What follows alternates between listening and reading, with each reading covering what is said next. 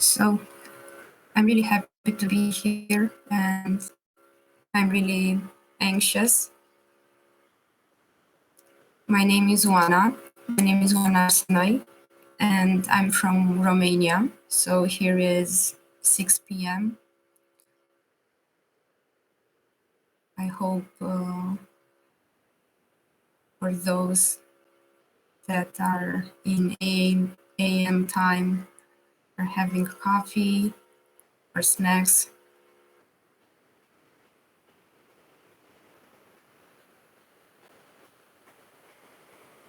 So I will share my screen with you.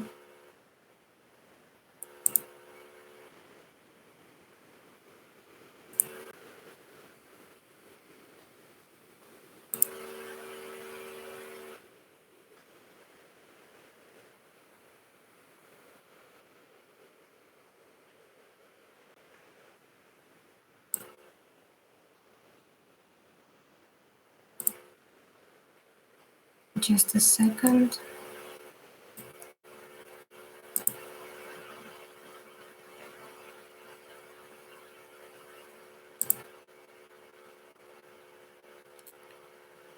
So everybody can see what I'm sharing.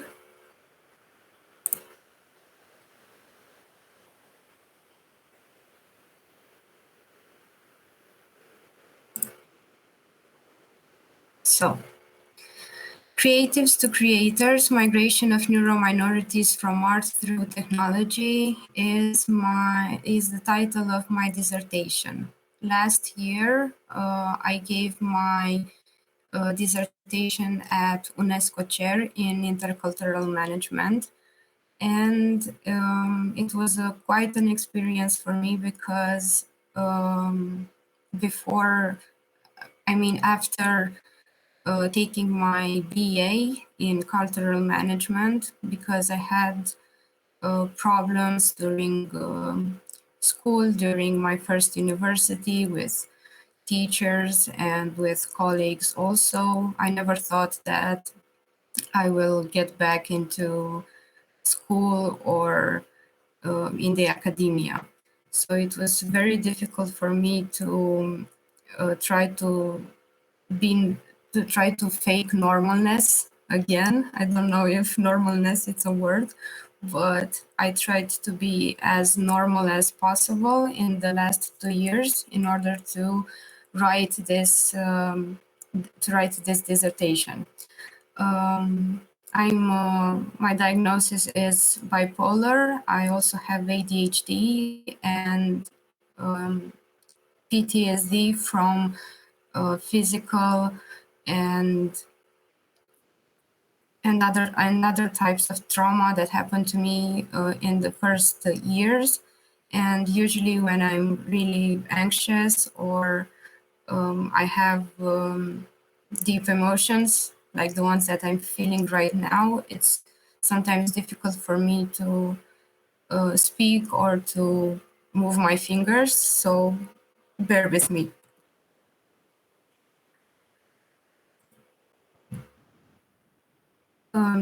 Here is a test that I took, and you can learn more about me by reading this information.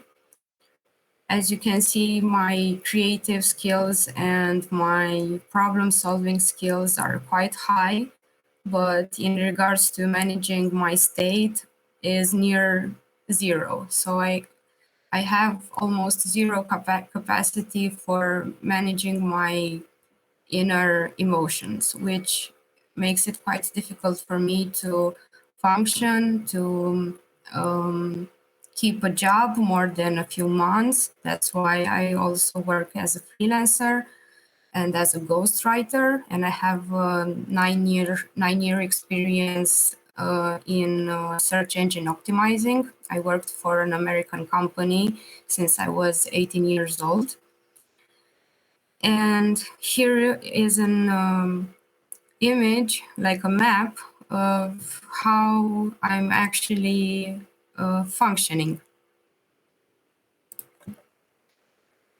And now we will speak about the future a little bit, because I read so many articles from World Economic Forum that encouraged companies to hire neurodivergent talent because we are good at pattern recognizing, we are imaginative, we are sometimes fearless in stating our ideas.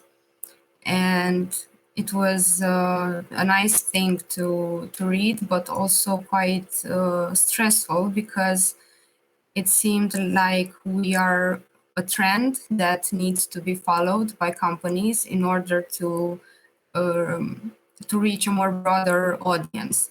So instead of thinking about us as actual human beings, it's like having assets, like having something that doesn't necessarily have a soul.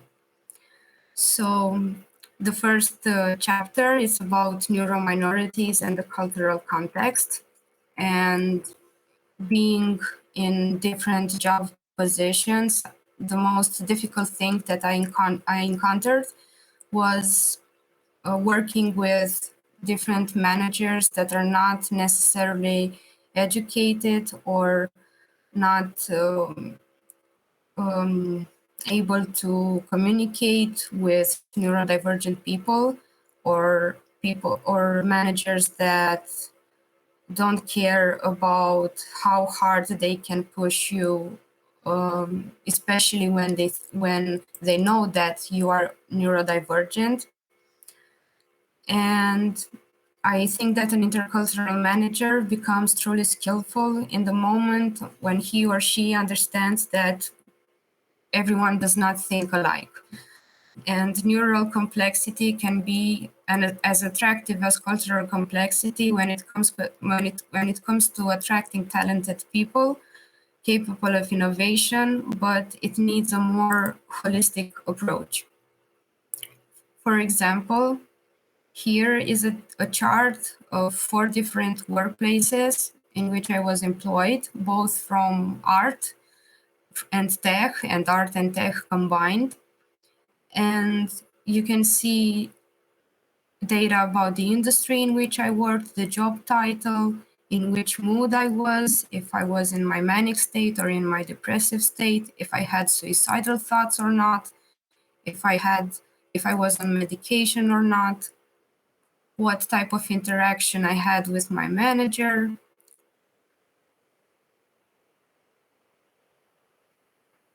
And other data that should be taken in consideration when managing neurodivergent people.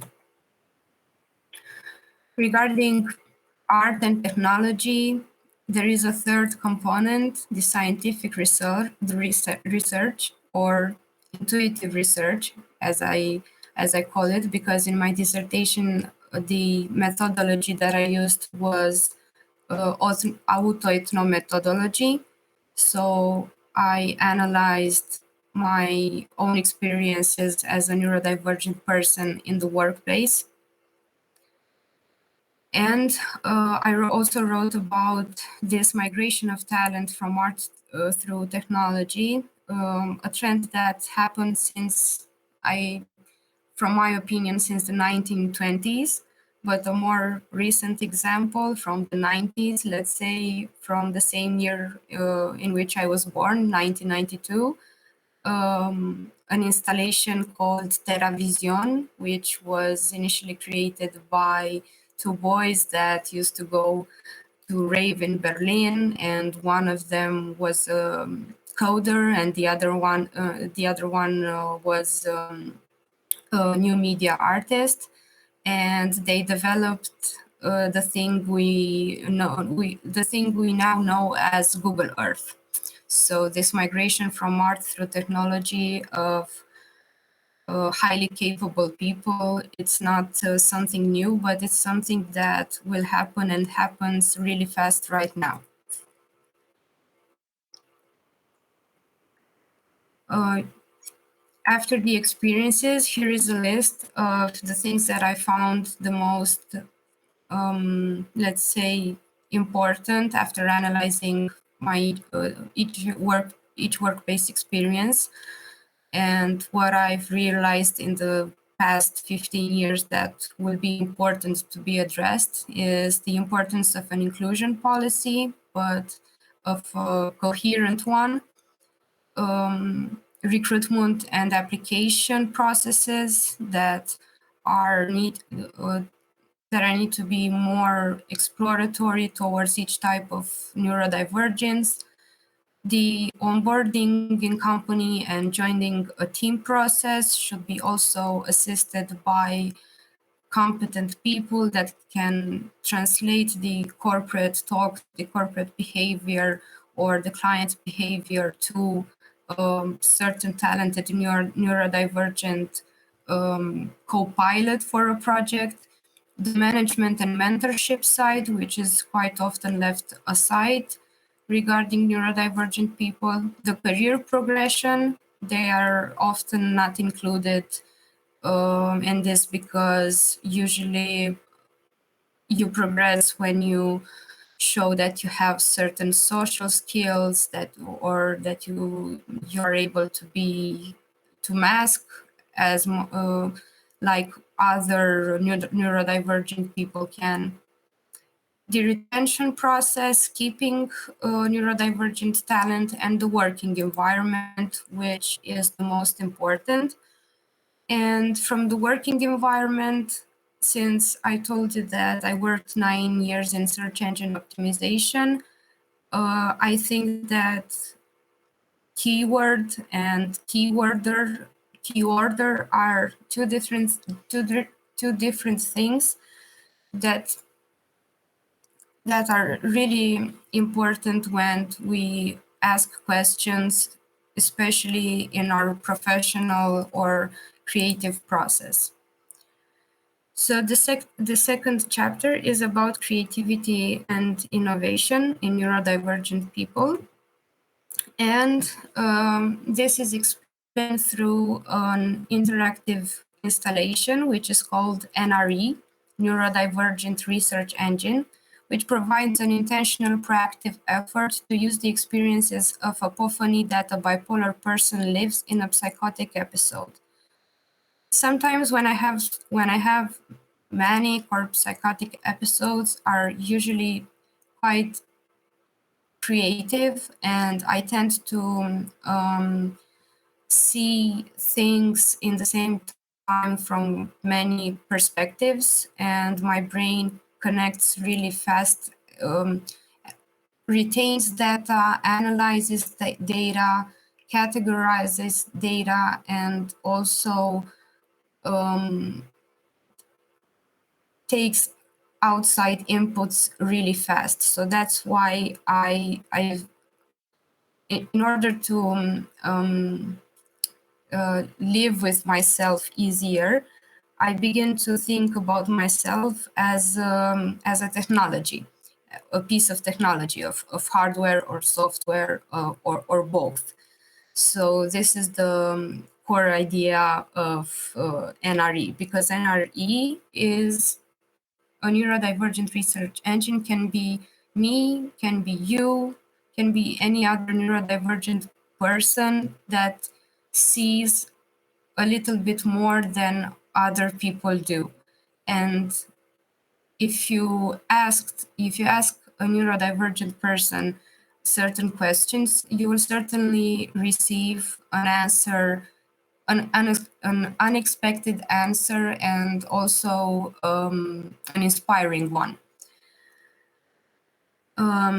So the core aspect of NRE is the fact that it aims to promote mutual understanding between neurominorities and social, cultural, and corporate cultures, and is created by a neurodivergent citizen that is struggling in the work field of a non-neuro-inclusive country. I don't know how much you know about Romania, but let's say that Eastern Europe it's like 10, 15 years behind Western Europe, and Western Europe is like with 10, 15 years behind Northern Europe. I've had the chance to spend 4 months in Iceland, 2 months in 2019, and 2 months last year in 2022, right after my dissertation. And I'm fortunate to have friends in other northern countries, and somehow we are having this web of let's say we are connected to data, information, and knowledge also, because we understand the differences between data, information, and knowledge. And most of them are also neurodivergent people, and they are also disruptors in their fields, in the way they do things. And that's why I think that the business environment is now thinking about our kind, like new disruptive technology. Like, we like it, we understand why we need it, but we need to be as familiar as much as we are. We are not yet comfortable with this being special and like us and different in the same time. This art installation, neurodivergent research engine, started from this question that we are all intelligent searchers, but what does it take to be an intuitive researcher? And going back to search engine optimizing and working with a lot of keywords and engine optimization in order to recognize other words or other information or data. From here came the idea that we are used to work with search engines, to ask questions ourselves. And I wanted to show other aspects of cognition and creativity by asking people to answer to the question that that emerged from us. So instead of an engine in which you type a question, you have an engine that gives you a question that you need in order to elevate yourself in the next step.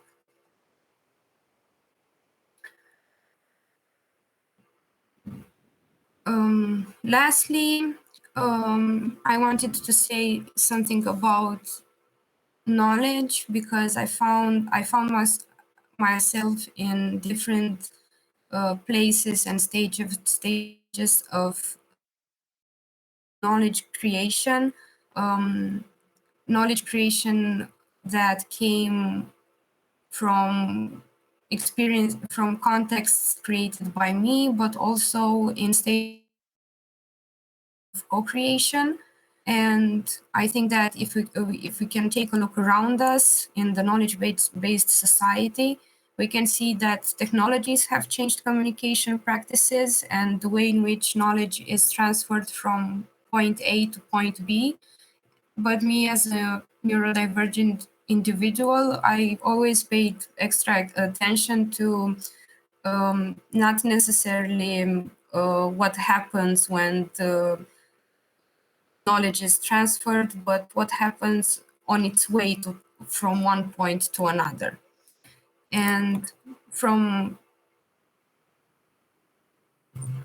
this is the trailer from the installation. We all are intelligent searchers, but what does it take to be an intuitive researcher? We are used to working with search engines by asking the questions ourselves, and we wanted to show other aspects of cognition and creativity,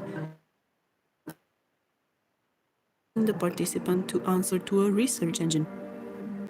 Most neurodivergent people fail in the interview process for a job. We wanted to reverse the role and ask companies to answer questions for which we already have answers or for which we can find one.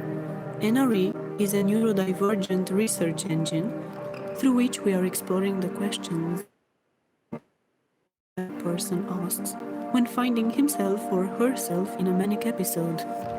The majority of patients with bipolar are facing difficulties in communicating and connecting with others, which led to a high unemployment rate among people with this type of neurodivergence. Inspired by the artist's own struggle in the work field as a neurodivergent employee, we tried to track down the common discomfort that the patient has brought to her work environment.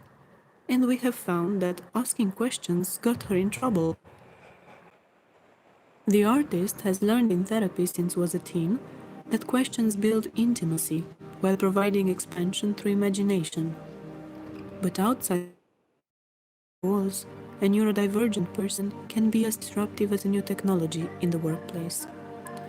NR is built for each user to experience the consequences of the artist's apophenia through receiving. The goal is for the participant to transform the sensation of disruption that occurs in its thoughts into new ideas, processes, or systems. NRE invites each participant to meditate on each question before moving to another.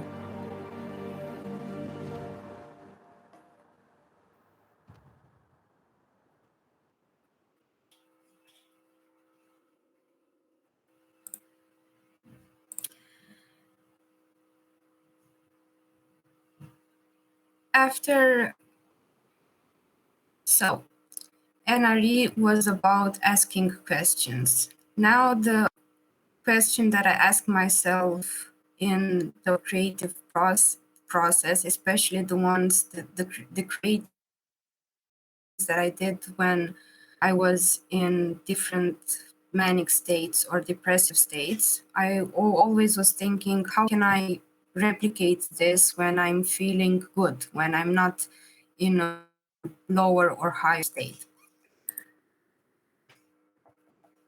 And this is chapter, and this is a system that I've built for me to understand my own creative process, and it's called Non-Earth, and it's actually a system builder. So it's a system that can be used by anybody in order to create his or her own system. I will begin with the definition of creativity in this case, which means the ability to access your creator mode in order to fill in the blank spaces between humanity's biggest leaps towards a better future. And there are some laws in here in Non-Earth. So this system is made from 11 laws because there are no rules, because going against the law means not breaking the rules, because rules reside inside the mind and laws reside inside the heart. And now I'll present you the laws and some information about systems, because systems are an important aspect of world building in various creative fields, such as literature, film, video games, or anything you can name. And in this context, a system refers to a set of laws, procedures, and interactions that govern the behavior of entities within a fictional or alternative world. So these entities can be characters, objects, technologies, environments, or even abstract concepts, such as the one that I'm presenting to you right now. So Non-Earth is an abstract concept. It's a system builder that I hope to inspire other people to use in order to create their own system, their own coherence in the creative process. And I think that systems are crucial for world building in creative works because they add coherence, depth, and conflict to a fictional world and make it feel more immersive and engaging, while also providing opportunities to convey deeper thematic resonances. The first law is that creativity can't be regulated or controlled. Creativity it's a natural expression. So this law underscores the importance of giving yourself the freedom to be creative without feeling constrained or limited by rules or regulations. To optimize creativity prediction, it's essential to create an environment that fosters creativity, where individuals feel safe to explore new ideas and take risks. This is an image of the first law. Now to the second law. Best prediction is creation. This law reminds us that the only way you can truly predict the impact and success of a creative idea is to bring it to life. To predict creativity, we need to focus on taking action and producing work that can be evaluated and measured. The third law is the habit of you feeling must be greater than the habit of you thinking. This law emphasizes the importance of tapping into our emotions and our intuition when making creative decisions. To predict creativity is essential to develop a sense of intuition and trust your instincts when evaluating creative ideas and making decisions. The fourth law is go back to the rock when in doubt.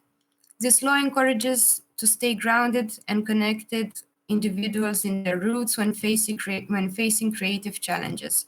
To predict creativity, it's important to stay connected to your core values and beliefs and to draw inspiration from the things that have always been important to you. This is an image inspired from something that I drew when I was in Iceland. And this is the fourth law, go back to the rock when in doubt. And now to the fifth law, listen to your inner compass, something that we all lose from time to time, our inner compass, which emphasizes the importance of being attuned to your own needs and desires when pursuing a creative project. Because to predict creativity, it's important to be in touch with your own passions and motivations and to pursue creative work that feels true to your own sense and purpose and vision. The sixth law is reflect in solitude about companionship. This law encourages individuals to balance the need for solitude and introspection with the benefits of collaboration and connection. To predict creativity, it's important to find a balance between independent creative work and collaborative efforts, recognizing the value that both approaches can bring. The seventh law, everything that you find is not being lost anymore. This law speaks about the importance of taking risks and pursuing creative ideas, even if they don't immediately yield success. To predict creativity, it's important to recognize that failure is often an inevitable part of the creative process, and that even unsuccessful projects can provide valuable learning experiences and opportunities for growth. The eighth law is create for extreme longevity. This emphasizes the importance of thinking beyond the present moment and considering the potential long-term impact of your creative work. It's important to create work that is relevant and impactful over time and to consider how your work might continue to inspire and resonate with others for years to come. Law 9 is unlock your mind and shape-shift your soul, one of my favorites, which encourages to stay open-minded and flexible, continually pushing yourself to explore new creative ideas and perspectives. And it's important to cultivate a sense of openness and adaptability, to recognize that the creative process is constantly evolving and there is always room for new ideas and new approaches. The 10th law is find your true north. This underscores the importance of staying true to your own sense of purpose and vision when pursuing creative work. It's essential to be in touch with your own values and beliefs and to create work that aligns with your sense of purpose and direction.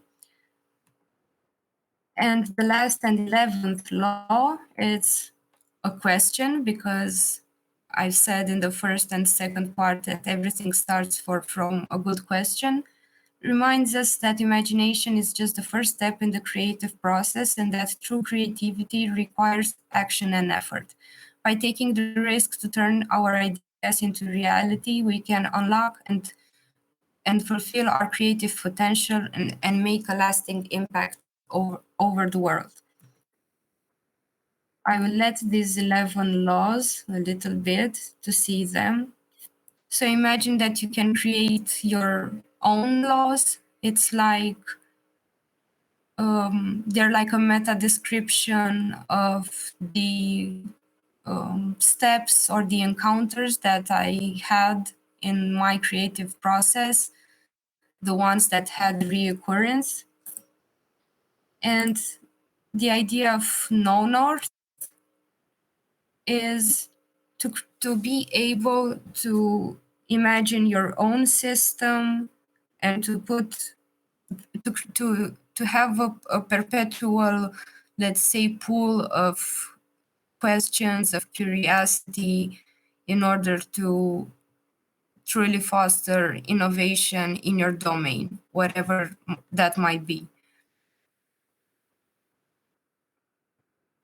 And I will stop sharing my screen now.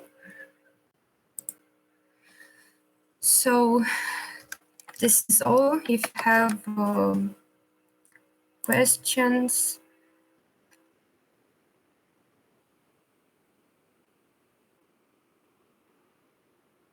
thank you for your encouragements in the chat. Just saw them.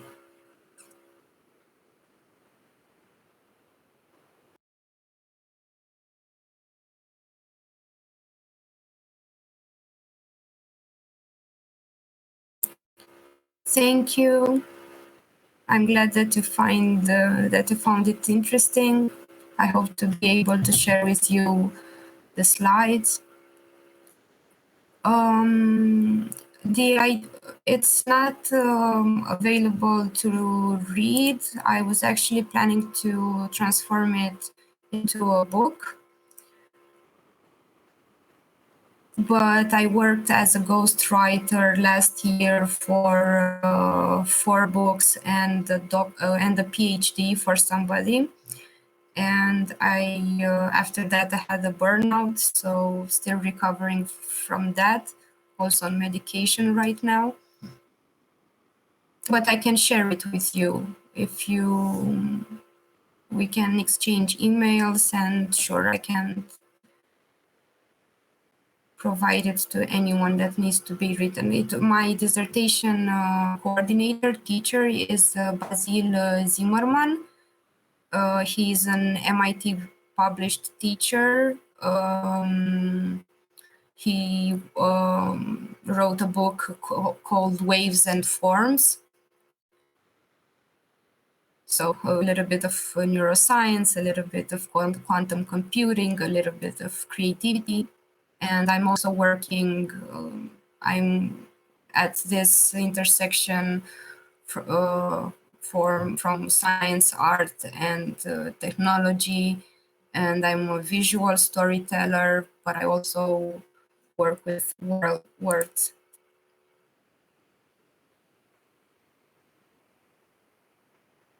Yeah, exactly. Now I'm also helping other tech companies to find funding or financing. But on the side, I'm working at my own artistic projects. But my dissertation, it's meant to be for managers to be read. So it's like a manual for future managers. Thank you so much also. And I hope you guys have a great day, and thank you for being here.